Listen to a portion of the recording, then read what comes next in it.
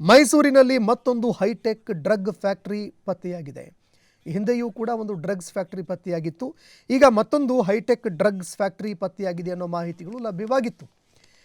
ರಾಸಾಯನಿಕ ಹೆಸರಲ್ಲಿ ಡ್ರಗ್ಸ್ ಉತ್ಪಾದನೆಗೆ ಸಜ್ಜಾಗ್ತಾ ಇದ್ರು, ಅಂದರೆ ಇನ್ನೂ ಸಿದ್ಧತೆಗಳನ್ನು ಮಾಡಿಕೊಳ್ತಾ ಇದ್ರು. ದೆಹಲಿ ಎನ್ಸಿಬಿ ಅಧಿಕಾರಿಗಳು ದಾಳಿ ಮಾಡಿದಂತಹ ಸಂದರ್ಭದಲ್ಲಿ ಸ್ಫೋಟಕ ಮಾಹಿತಿ ಬೆಳಕಿಗೆ ಬಂದಿತ್ತು. ಗುಜರಾತ್ನ ಮಹೀಂದ್ರ ಅರೆಸ್ಟ್ ಆಗಿದ್ದಾರೆ.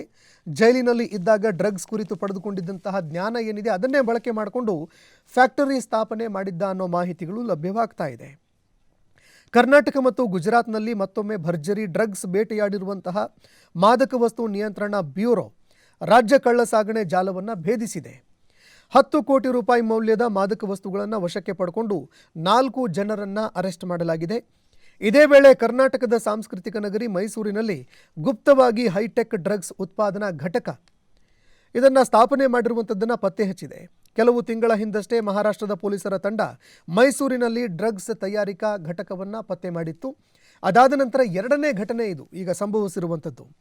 ಇನ್ನು ಈ ವಿಚಾರಕ್ಕೆ ಸಂಬಂಧಪಟ್ಟಂತೆ ಡಾಕ್ಟರ್ ಜಿ ಪರಮೇಶ್ವರ್ ಗೃಹ ಸಚಿವರು ಪ್ರತಿಕ್ರಿಯೆ ಕೊಟ್ಟಿದ್ದಾರೆ.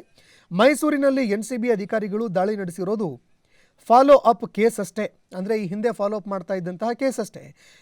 ಅಲ್ಲಿ ಯಾವುದೇ ಡ್ರಗ್ಸ್ ತಯಾರು ಮಾಡುವಂತಹ ಅಥವಾ ಯಾವುದೇ ಕಚ್ಚಾ ವಸ್ತುಗಳು ಸಿಕ್ಕಿಲ್ಲ. ಅದು ಫಿನೈಲ್ ತಯಾರು ಮಾಡುವಂತಹ ಒಂದು ಫ್ಯಾಕ್ಟರಿ. ಗುಜರಾತ್ನಲ್ಲಿ ಸಿಕ್ಕಂತಹ ಆರೋಪಿಗಳ ಸಂಬಂಧಿಕರನ್ನು ಅಧಿಕಾರಿಗಳು ವಿಚಾರಣೆ ಮಾಡಿದ್ದಾರೆ. ಯಾರನ್ನು ಕೂಡ ವಶಕ್ಕೆ ಪಡ್ಕೊಂಡಿಲ್ಲ ಅಂತ ಜಿ ಪರಮೇಶ್ವರ್ ಅವರು ಆರೋಪ ಮಾಡಿದ್ದಾರೆ. ಇನ್ನು ಇತ್ತೀಚೆಗೆ ಗುಜರಾತ್ನಲ್ಲಿ ಕರ್ನಾಟಕ ನೋಂದಣಿಯ ಒಂದು ಕಾರು ಹಾಗೂ ಡ್ರಗ್ಸ್ ಪತ್ತೆಯಾಗಿತ್ತು. ತನಿಖೆ ವೇಳೆ ಪ್ರಮುಖ ಆರೋಪಿ ಮಹೀಂದ್ರ ಸೇರಿ ಒಟ್ಟು 4 ಬಗ್ಗೆ ಮಾಹಿತಿಗಳು ಲಭ್ಯ ಆಗಿತ್ತು. ಆ ಸುಳಿವಿನ ಮೇರೆಗೆ ಮೈಸೂರಿನಲ್ಲಿ ದಾಳಿ ಮಾಡಲಾಗಿತ್ತು. ಒಂದು ಹೈಟೆಕ್ ಫ್ಯಾಕ್ಟರಿ ಪತ್ತೆ ಆಗಿತ್ತು. ಇನ್ನು ಅತ್ಯಾಧುನಿಕ ಯಂತ್ರ ಅಳವಡಿಕೆ ಮಾಡಿಕೊಂಡು ಡ್ರಗ್ಸ್ ಉತ್ಪಾದನೆ ಮಾಡ್ತಾ ಇದ್ದಾರೆ ಎನ್ನುವಂತಹ ವಿಚಾರ ಬೆಳಕಿಗೆ ಬಂದಿತ್ತು. ಇದಕ್ಕೆ ಸಂಬಂಧಪಟ್ಟಂತೆ ಮತ್ತೆ ಯಾವ ಒಂದು ವಿಚಾರಗಳು ಬೆಳಕಿಗೆ ಬರುತ್ತೆ, ತನಿಖೆ ಯಾವ ರೀತಿಯಾಗಿ ನಡೆಯುತ್ತೆ ಅನ್ನುವಂಥದ್ದನ್ನು ನೋಡಬೇಕಾಗುತ್ತೆ.